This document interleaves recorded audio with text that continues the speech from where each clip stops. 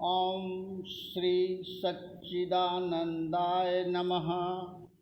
एक रोज़ इरशाद हुआ कि एक शख्स के पास एक बैल ऐसा ज़बरदस्त व तैयार था कि जैसे छूटे हुए सांड होते हैं, वह उसका तमाशा दिखलाता था और उससे अपनी रोजी कमाता था। एक करतब उसने यह किया कि बैल की तरफ पीठ करके और सिर झुकाकर खड़ा हो गया और कुछ इशारा किया कि बैल ने अगले पैर उसकी गर्दन पर, पिछले पैर उसकी कमर पर रख दिए और उस आदमी पर सवार हो गया। बावजूद इस कदर बोझ ऊपर होने के भी उस आदमी के चेहरे से ऐसा मालूम होता था कि उस पर कुछ भी उसका असर नहीं है। फिर उस शख्स ने अपने दोनों हाथ उसके चारों पैरों के इर्द गिर्द कर उस सांड को ऊपर उठा लिया और बड़ी देर तक इसी तरह खड़ा रहा, जैसे कोई छोटे बछड़े को गोद में उठा लेता है। सब तमाशाइयों ने उससे इसकी बाबत दरियाफ्त किया तो उसने कहा कि मुझको इसकी आदत हो गई है। बात इस तरह पर है कि जिस वक्त मेरे घर में गाय ब्याई और यह सांड पैदा हुआ था, तभी से मैं इस सांड को गोद में उठाकर रोज़मर्रा मकान की ऊपर की मंजिल पर ले जाता और रोज़मर्रा सुबह इसको गोद में उठाकर नीचे ले आता था। यह रफ्ता रफ्ता बढ़ता गया और मैंने भी वह काम बराबर जारी रखा। हालांकि अब यह इस कदर बड़ा हो गया है, मगर उस अभ्यास की वजह से अब भी मैं इसको गोद में उठाकर जीना चढ़ सकता हूँ। जब शरीर के अभ्यास का यह नतीजा है तो मन के अभ्यास का तो कहना ही क्या है। करत करत अभ्यास के जड़मति होत सुजान, रसरी आवत जात से शिल पर पड़त निशान। एक रोज इरशाद हुआ कि उपनिषदों में लिखा है कि इंसान अपनी ख्वाहिशों के मुताबिक वादे मुर्दन यानी मौत के बाद उन मुकामात में पैदा होता है जहाँ वे ख्वाहिशें पूरी हो सकें। तृष्णा यानी ख्वाहिश इंसान को बार बार इस आलम यानी संसार में लाती है। जब तक इस आलम की अशिया यानी वस्तुएं की ख्वाहिश और उनके साथ दिल वस्तगी यानी लगाव बाकी है, तब तक उन ख्वाहिशों के पूरा करने के लिए यहाँ आना जरूरी है। ख्वाहिश एक कल्बी यानी मानसिक कुव्वत यानी शक्ति है जो अपनी कोशिश से इंसान को वहाँ ले जाती है जहाँ इसको पूरा होने का सामान मुहैया है। अगर किसी शख्स से पूछा जावे कि तुम यहाँ क्यों रहते हो, तो यकीनन वह यही जवाब देगा कि यहाँ चंद यानी कुछ ताल्लुकात के सामान इस तरह के हैं जो दूसरी जगह जाने से रोकते हैं। गो यानी चाहे चंद रोज के लिए वह ज़रूरत कारोबार या बगरज शैरो तफरीफ दूसरी जगह भी जाने का इत्तिफाक होता है, मगर ताल्लुकात की वजह से हिर फिर के फिर अपने ठिकाने पर आना पड़ता है। इसी तरह जब तक इस आलम के ताल्लुकात दिल में मौजूद हैं, उस वक्त तक इंसान के यहाँ आने की ज़रूरत होती है। एक रोज़ इरशाद हुआ कि आवागमन यानी तनासुख के मसले पर बहुत सी मजहबों का नाइख्तिलाफ यानी भिन्नता मिलती है। जहाँ हिंदू मजहब और हिंदू फ़लसफ़ा यानी दर्शन के पैरोकार यानी अनुयायी इसको मानते हैं, वहाँ अहले इस्लाम बड़े ज़ोर शोर से इसके मुखालिफ यानी विरोधी हैं और इसकी तरदीद करते हैं। इसी तरह पर दीगर यानी अन्य मजहबों का भी आपस में बहुत कम इत्तिफाक है। इसलिए इस बारे में कुछ राय जाहिर करना शुद्धमंद नहीं हो सकता, क्योंकि जब तक जिस कद्र पेशवाए दीन और संत महात्माओं ने इस मामला में सबका इत्तिफाक कराने की कोशिशें की, उनमें से कोई भी पूरी तरह से कारगर न हुई। जब पेशवाओं की कोशिशों का यह नतीजा हुआ तो अहले कलम यानी लेखकों की बात का तो असर ही क्या होना था। असर न होने की एक वजह यह भी है कि हरेक फ़िरका और मज़हब के आदमी अपने अपने को सबसे बड़ा बुज़ुर्ग समझते हैं और बड़े बनकर दूसरे पर राय जाहिर करके फैसला करना चाहते हैं। भला इस तरह से फैसला कैसे हो सकता है? फैसला तो उस वक्त हो जब दूसरे को बड़ा समझकर उसकी बात माने या किसी तीसरे गिरोह यानी पक्ष को मुंसिफ यानी न्यायकर्ता पंच मुकर्रर करके उसके फैसले को मंजूर करे। मगर ऐसा करने में शुबकी यानी हेठी समझी जाती है तो इसके सिवाय हो भी क्या सकता है। दिगर शायद कुदरत का मंशा भी ऐसा हो कि यह मसला कभी पूरे तौर से हल या तय होने ही न पाए। और बात तो यह है कि इसके तय करने की कोई ज़रूरत भी मालूम नहीं होती, क्योंकि अगर दरअसल आवागमन होता है तो मुनकीर यानी नास्तिक फ़िरक़ों के इनकार करने से वह बंद नहीं हो सकता, और अगर नहीं होता है तो इकरारी यानी आस्तिक गिरोहों यानी पक्षों के मानने से वह जारी नहीं किया जा सकता। जब यह फ़ेल इंसानी कोशिश से बाहर और अख्तियार कुदरत पर मुन हशीर यानी निर्भर है तो इसमें सिर पचाने और फिजूल दूसरों के दिल दुखाने और ज़बरदस्ती मनवाने या इनकार कराने की ज़रूरत भी क्या पड़ी है। जो मज़हब इससे इनकार करते हैं वे बहिश्त यानी स्वर्ग में पहुँचने या निजात यानी मोक्ष हासिल करने का ज़रिया भक्ति ठहराते हैं। जो इसको मानते हैं वे भी इससे रिहाई पाने और मुक्ति हासिल करने का ज़रिया व वसीला भजन ही बताते हैं। गोया भजन ही मुकद्दम चीज़ है जिसके वसीला से आराम अब्दी यानी अमर सुख हासिल हो सकता है। इसलिए मुतलाशियान यानी जिज्ञासु आराम अब्दी को सब दलीलें और रगड़े झगड़े छोड़कर भजन अख्तियार करना चाहिए, जिससे तमाम दुख दर्द दूर होवे और सच्चिदानंद की प्राप्ति होवे। तमाम जीवों की फितरती ख्वाहिश और तबीयत का झुकाव आराम अब्दी हासिल करने पर है और हता उल मकान यानी यथासंभव हरेक जी तोड़कर उसके पाने की कोशिश करता है, मगर बहुत कम ऐसे होते हैं जो इसको हासिल कर सकते हैं। इसकी एक वजह तो यह है कि वे शख्स दुनिया की नापायदार और फ़ानी चीज़ों में उसकी तलाश करते हैं। भला जो चीज़ खुद फ़ानी हो उससे आराम अब्दी कैसे हासिल हो सकता है। ऐसे शख्सों को चाहिए कि तमाम पेशवाओं और रहबरों और संत महात्माओं के इत्तिफाक राय से सच्चिदानंद यानी शुरूर अब्दी हासिल करने का ज़रिया जो भजन और इबादत करार पाया है उसी ज़रिया से उसकी तलाश करें। अगर हठ व जिद करके और चंद रोज़ा फ़ायदा को मद्देनज़र रखकर दूसरी तरफ लगे रहे तो खैर उनकी मर्जी, जैसे कंता घर रहे वैसे रहे विदेश। जब उन चीज़ों में मुद्दा असली यानी वास्तविक मनोरथ हासिल न हो सकेगा तो मायूस और हरासा होकर किसी न किसी दिन धर्म धक्के खाकर यह तरीका अख्तियार कर लेंगे। मगर बहुत से ऐसे शख्स हैं जो सिर्फ भजन को ही मुक्ति या निजात का जरिया मानते हैं और उसको करना भी चाहते हैं, मगर यह उनसे बन नहीं सकता।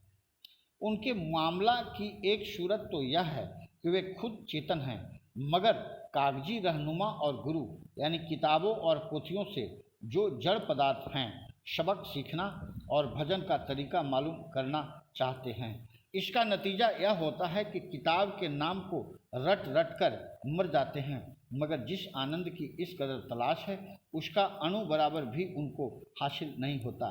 वे यह नहीं जानते कि पोथी पुस्तक तो सिर्फ शौक़ पैदा करने और जो बातें आम लिखी हैं उनकी तरफ तवज्जो दिलाने के वास्ते बनाई गई हैं, ताकि इंसान उनको पढ़कर उन बातों की पूरी पूरी तलाश और जुस्तजू करे और भेदी से भेद लेकर अपना काम बना ले।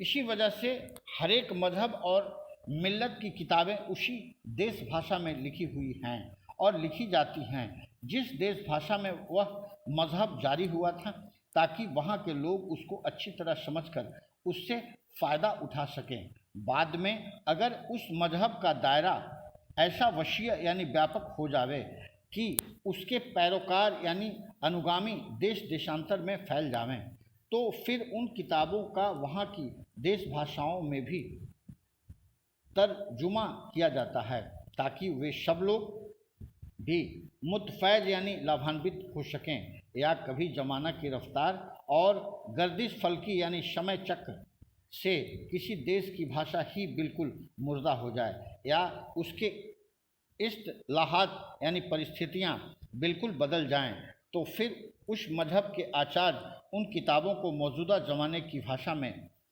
तर्जुमा करते हैं। जैसे पेशतर यानी पहले किसी ज़माना में हिंदुस्तान में संस्कृत देश भाषा थी, इसको देव भाषा भी कहते हैं। वेद वगैरह मुतवर्रक यानी मान्य व मुकद्दस यानी पवित्र किताबें पहले इसी भाषा में कलमबंद हुई। जब ज़माना की गर्दिश और अरसा दराज की वजह से इस हालात यानी परिस्थितियों की तब्दीली और रिवाज से पेशतर की संस्कृत में तब्दीली हो गई और वे किताबें आम फहम यानी जन ज्ञान में न आने लगी, तो श्री व्यास जी महाराज ने द्वापर युग के आखिर में उस वक्त की प्रचलित संस्कृत में वेदों का तर्जुमा किया। इसी वजह से उनका नाम वेद व्यास हुआ। फिर उसको 4 हिस्सों में मुनकिशम यानी विभाजित किया। ऋग, दूसरा यजुर, तीसरा शाम, चौथा अथर्व। ये हिस्से गोया एक ही किताब की 4 जिल्दें थीं। इसमें परा और परावाणी यानी अमूर, दीनी व दीनवी के इंतज़ाम का कानून कलमबंद था। फिर मुल्क की आबो हवा और आम तौर पर वहाँ के वाशिंदों की जिस्मानी व रूहानी हालत व तरक्की का लिहाज करके इन चारों हिस्सों को मुल्क के चारों अतराफ यानी पूर्व, दक्षिण, पश्चिम और उत्तर के वास्ते राइज यानी प्रचलित किया। फिर जिस तरह से मुल्क की ज़ुबान बदलती गई, उसी तरह पर उन किताबों की ज़ुबानें राइज उल वक्त यानी प्रचलित भाषा में तर्जुमे होते रहे। चूँकि मुल्क के मुख्तलिफ हिस्सों में भी मुख्तलिफ भाषाएं राइज हो गई, जैसे बंगाल में बंगला, गुजरात में गुजराती, पंजाब में गुरमुखी वगैरह। इनके इख्तलाफ यानी भिन्नता की वजह से मुख्तलिफ औकात यानी अवसरों में इन जुबानों में भी तर्जुमे हुए और मुख्तलिफ मुतरजिमों यानी अनुवादकों के ख्यालात और उनकी रायों की वजह से उनके तर्जुमों में भी थोड़ा बहुत इख्तिलाफ हो गया। कुरान वगैरह में भी अक्सर बहुत सी बातें हैं जिनमें इख्तिलाफ नज़र आता है, उनको भी इसी तरह पर समझना चाहिए, क्योंकि दूर दराज फासला और उस मुल्क की आबो हवा से ज़्यादा इख्तिलाफ होने की वजह से वहाँ के वास्ते कानून भी यहाँ से कुछ जुदा दरकार था। अब जिस तरह से कानून की किताब खुद फैसला नहीं कर सकती, बल्कि फैसला करने के लिए कोई कानूनदा शख्स होना चाहिए, इसी तरह से भागवत व ग्रंथ खुद गुरु का काम नहीं दे सकते। अलबत्ता उनके नफस मतलब की तलाश का ख्याल व शौक़ दिल में पैदा करते हैं। इलावा बरी यानी इसके अतिरिक्त ऐसी किताबें भी मुश्किल से दस्तयाब होती हैं जिनमें मुसलसल तौर पर अभ्यास के तरीके दर्ज हों। भगवत गीता जो सबसे ज़्यादा मुस्तनद किताब समझी जाती है, खुद उसका यह हाल है कि बात का सिर यहाँ तो पैर वहाँ। फिर वेदों, उपनिषदों व शास्त्रों के जो हवाले दिए हुए हैं, उनको देखे बगैर गीता पढ़कर कोई शख्स योगाभ्यास नहीं कर सकता। अगर कोई करने की कोशिश भी करे तो नतीजा यह हो, देखा देखी साधे जोग, सीजे काया बाढ़े रोग। अगर पतंजलि के योग शास्त्र की तलाश करें तो फिर उसके पढ़ाने और समझाने वाले का कितना मिलना मुश्किल। पढ़ाने वाला आमिल यानी पंडित न हो तो फिर भी वही खराबी रही। उन किताबों के दस्तयाब करने में भी रुपया का पूरा पूरा शर्फा यानी खर्च है, जिसको हर एक शख्स बर्दाश्त नहीं कर सकता। और इनके पढ़ने और समझने के वास्ते वक्त भी कितना चाहिए। जब रोग का यह हाल है तो दूसरे तरीकों का भी यही हाल समझना चाहिए। इससे यही नतीजा निकलता है कि किताब पढ़कर मुद्दा असली हासिल नहीं हो सकता। यह बात साफ जाहिर है कि अगर किसी इल्म हुनर को हासिल करना हो तो उसके लिए ज़रूर गुरु या उस्ताद बनाते हैं, और जो लोग बिना गुरु के इधर उधर से कुछ सीख जाते हैं वे ले भागो कहलाते हैं और उनको कमाल हासिल नहीं हो सकता।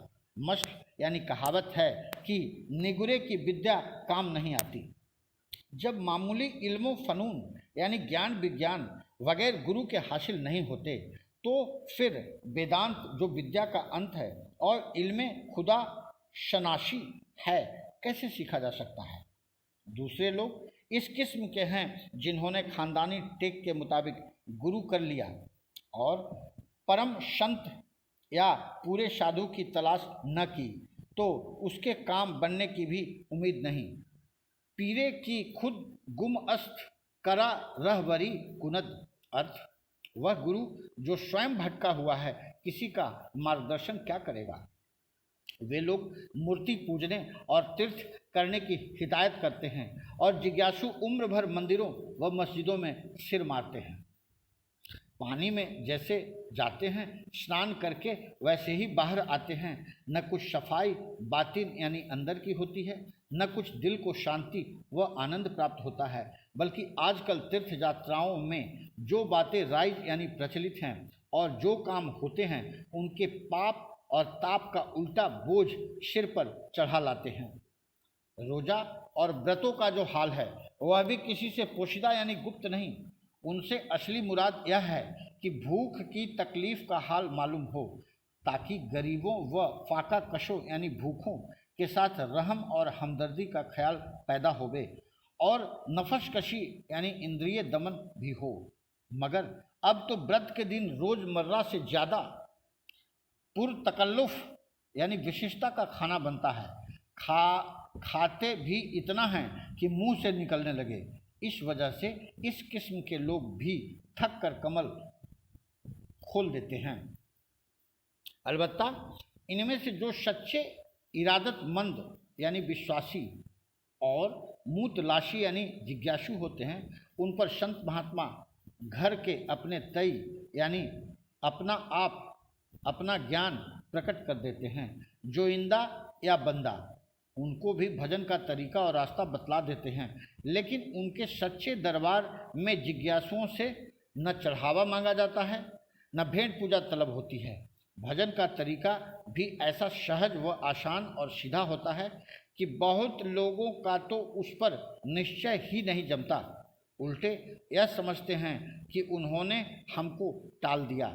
हमने ऐसी मेहनतें और मुशक्क़तें उठाई और रुपया बर्बाद किया, तीर्थ व्रत चरित जप तप हज ज़कात सब कुछ किए, भला जब उससे सच्चिदानंद प्राप्त न हुआ तो फिर इससे क्या होना है। इस तरह से बेएतकाद यानी अविश्वासी खिसक जाते हैं। बाज यानी कुछ ऐसे शख्स हैं जो अपनी उम्र दर्जा व मर्तबा का लिहाज करके महात्माओं की बताई हुई युक्ति की हस्बे इमा यानी निर्देशानुसार मुर्शिद कमाई नहीं करते, बल्कि अपनी विद्या और बुद्धि से उसमें कतर ब्योंत करके और कुछ किताबों की देखी व कही बातों से काट छांट करके नई युक्ति तजवीज़ कर लेते हैं और यह समझते हैं कि महात्मा का बताया हुआ तरीका तो तब्दीलियों के वास्ते हैं, मौजूदा हालत के मुताबिक और कुछ कार्रवाई करने से जल्द मतलब बरारी यानी उद्देश्य पूर्णता होगी।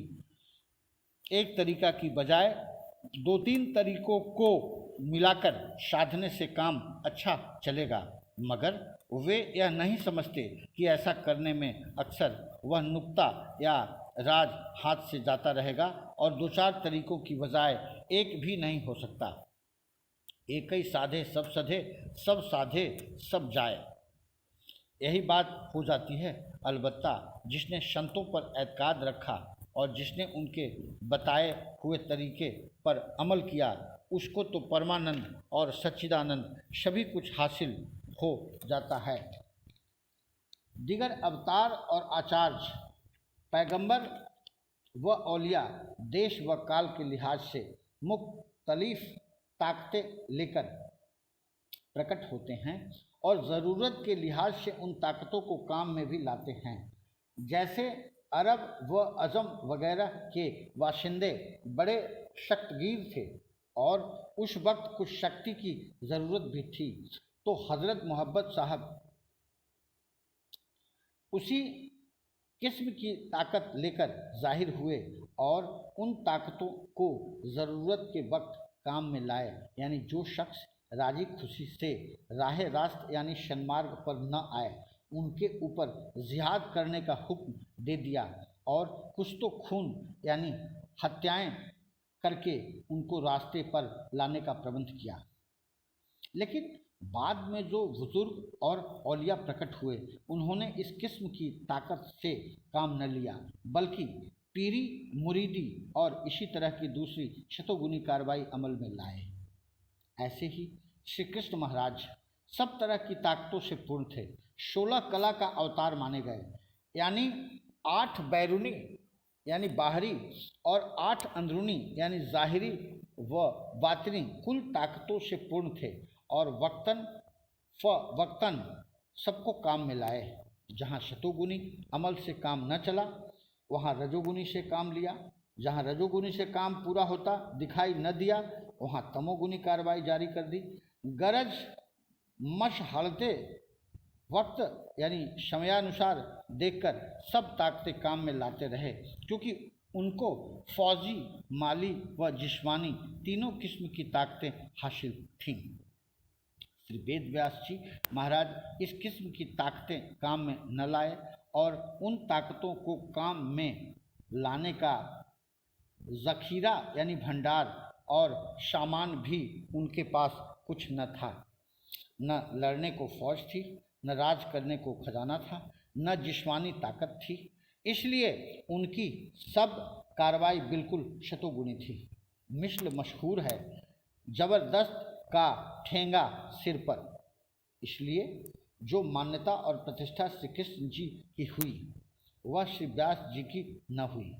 इसलिए श्री व्यास जी ने अपनी तहरीरों और इल्म को श्री कृष्ण जी से मंसूब किया है। यानी महाभारत तमाम व कमाल उन्होंने लिखी थी। भगवत गीता भी उसी किताब का एक पर्व यानी बाब है, मगर उसको ज़्यादा मकबूल बनाने के लिए श्री कृष्ण जी महाराज के नाम से प्रकट किया है। उस तहरीर को उनका तज़रिया और उपदेश गर्दाना यानी गिना है। इसी तरह से आजकल यानी कलयुग में जो महात्मा प्रकट हुए हैं, उन्होंने भी सिर्फ शतोगुणी ताकत से ही काम लिया है और जीवों की हालत पर दया और कृपा करके खास उस वक्त के वास्ते जो तरीके मुनासिब और काबिल अमल दरामद यानी करणीय समझे हैं, उनको विचार करके जारी किया है। सच्चे जिज्ञासुओं और परमार्थियों के फ़ायदा और उनको खौफ पैदा करने और गुमराही और बेएतकादी से बचने के मुक्त शरण यानी संक्षिप्त वे तरीके दर्ज किए जाते हैं, मगर यह याद रखना चाहिए कि बगैर रहनुमाई ए मुर्शिद और उनकी किसी युक्ति के कमाई यानी सिद्धि नहीं हो सकती। एक रोज़ इरशाद हुआ कि हर शख्स में अलहदा अलहदा किस्म के मैलाने तबई यानी स्वाभाविक गुण अवगुण होते हैं। कोई शराब का आदी है, कोई अयाशी का खुगर यानी लती है, कोई योग में सरगर्म है, कोई तब का शाइक यानी शौक वाला है।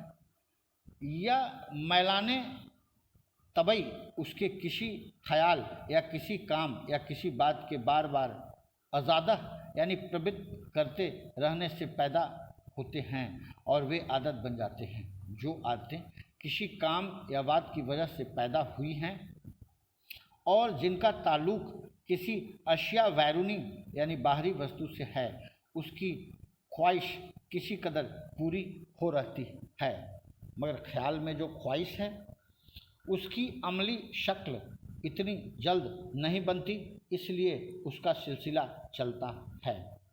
सिलसिला तो कर्म और बात का भी चलता है, वे भी संस्कार रूप से मन में मौजूद रहते हैं, मगर ख्याल के संस्कार दिल में व कसरत यानी अधिकतर पैदा होते रहते हैं। जैसे शीशे में अक्स यानी बिंब आकर कायम होता है, वैसे ही उनका लतीफ़ असर मन में ठहर जाता है। मुआफिक यानी अनुकूल हालतों और सूरतों के पैदा होने से उनमें जब मजबूती आ गई, फिर ये काम करने लग जाते हैं और ख्वाहिशों का सिलसिला शुरू हो जाता है। एक कर्म या ख्वाहिश के सिलसिला में दूसरे कर्म और दूसरी ख्वाहिशें पैदा होती जाती हैं। चूँकि ये कर्म और ख्वाहिशें अगले संस्कारों का नतीजा होती है, इसलिए इस संस्कार का नाम संचित कर्म है। इन ख्वाहिशों के पूरा करने के लिए औजार की ज़रूरत भी है, और यह जिस्म वह औजार है कि जब तक इसमें किसी ख्वाहिश या कर्म को पूरा करने की ताकत और लियाकत मौजूद है, तब तक वह रहता है। जब इसमें कमज़ोरी आ गई और वह भोगने में असमर्थ हो, तो उसकी तब्दीली की ज़रूरत लाहक होती है। इस तब्दीली को ही मौत या इंतकाल कहते हैं। गोया ये ख्वाहिशें ही मौत व इंतकाल व बंधन का बाइस यानी कारण हुई, और इनसे छुटकारा पाना ही असल मुक्ति है। देखने में तो यह बड़ा सहज और आसान काम है, किसी बात की ख्वाहिश न करी और मुक्ति हुई, मगर दरअसल यानी वास्तव में इससे मुश्किल काम दुनिया में कोई भी नहीं है। इंसान के दिल में सैकड़ों ख्वाहिशें भरी हैं, जब तक वे पूरी नहीं हो ले, ख्वाह यानी चाहे, जब तक उनके पैदा होने के सिलसिले की जड़ न काट दी जाए, तब तक मुक्ति का मिलना मुश्किल है।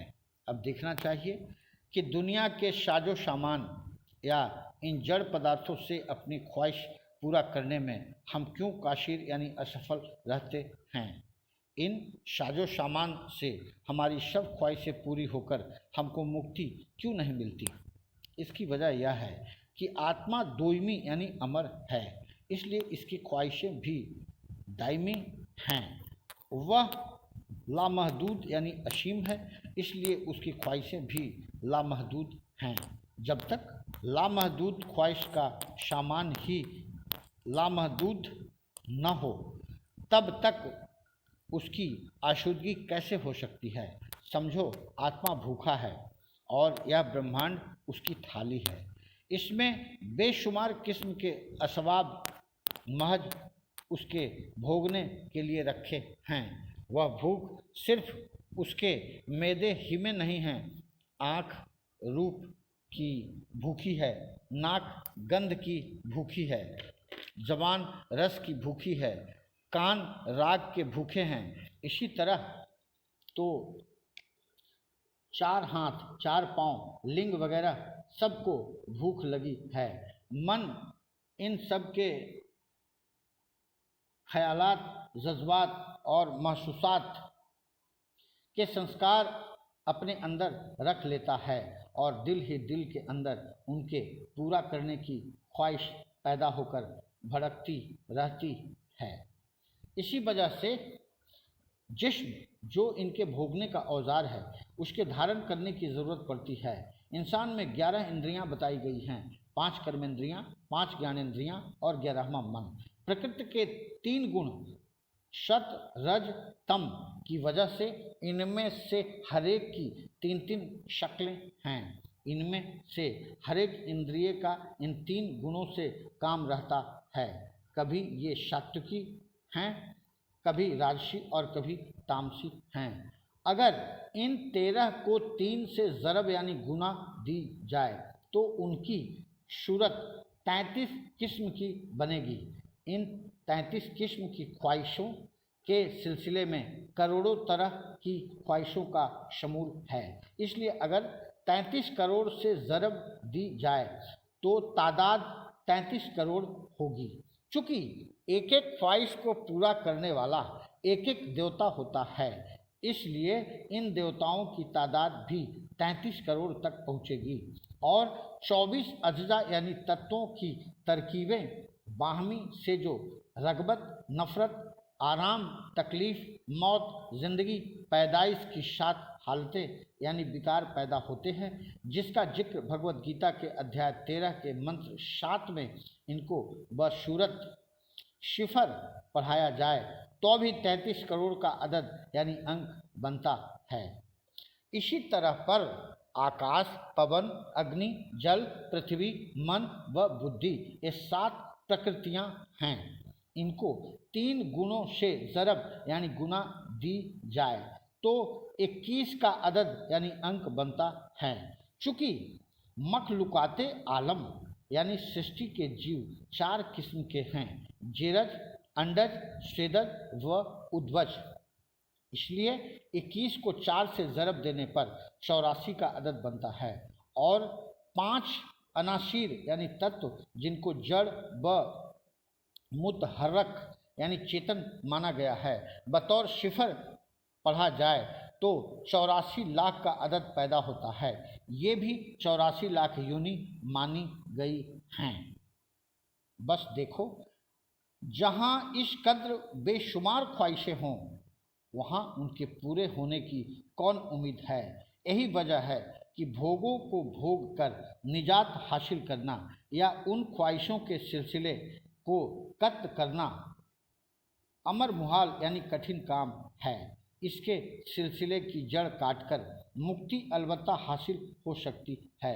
उसकी तरकीब यह है कि यह मन जो तमाम ख्वाहिशों का भंडार है उसकी हद से पार निकल जाए और इससे पार निकलने के वास्ते जो मुक्ति या तरकीब महात्माओं और बुजुर्गों ने निकाली है उसके रफ्ता रफ्तक मतवातर तौर यानी लगातार पर अभ्यास करने से बेशक यह काम पूरा हो सकता है। इस मतवातर रफ्ता रफ्ता अभ्यास करने का नाम ही क्रम यानी सिलसिला है। यानी जिस तरह सिलसिला से बंधन हुआ है उसी तरह सिलसिला से टूट जाएगा। अगर यकवारगी बंधन हुआ होता तो यकवारगी टूट जाता।